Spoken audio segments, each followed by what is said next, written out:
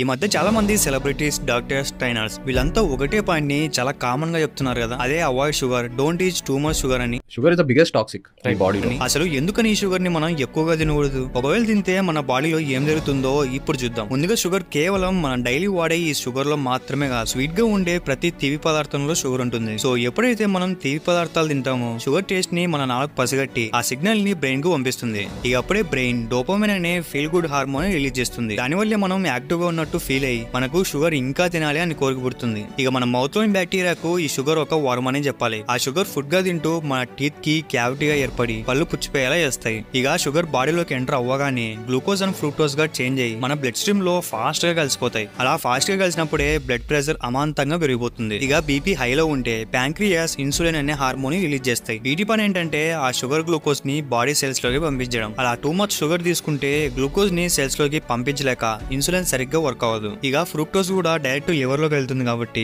Two much sugar తీసుకుంటే liver ఆ load ని హ్యాండిల్ చేయలేదు. దాంతో ఎక్సెస్ షుగర్ అంతా బెల్లీ ఫ్యాట్, హై కొలెస్ట్రాల్ గా కన్వర్ట్ అవుతుంది. అంతేకాదు కొన్నిసార్లు అదే ఫ్యాటే ఆర్గాన్స్ చుట్టూ పేర్కొని ఆర్గాన్స్ వర్క్ చేయకుండా చేసి heart attacks, high BP, obesity వచ్చేలా చేస్తాయి. ఇవే కాదు, షుగర్ ఎక్కువగా తింటే ఏజ్ ఫాస్ట్ గా పెరిగిపోవడం, స్కిన్ లో తగ్గడం, డెంటల్ ప్రాబ్లమ్స్, లో హ్యూమినిటీ, హార్మోనల్ ఇంబ్యాలెన్స్, ఇలా చాలా హెల్త్ ఇష్యూస్ వస్తాయి. ఇక బ్రెయిన్ కూడా షుగర్ కి అలవాటు పడి తీపి వస్తువులు చూడగానే తినాలి అనిపించడం, ఆకలి ఎక్కువగా వేయడం, కోపం ఎక్కువగా రావడం, మూడ్ స్వింగ్స్, ఇలా షుగర్ బ్రెయిన్ ని ఎఫెక్ట్ చేస్తుంది. మరి మనం డైలీ ఎంత షుగర్ తింటే మన బాడీకి మంచిదో తెలియాలంటే ఈ లింక్ క్లిక్ చేయండి.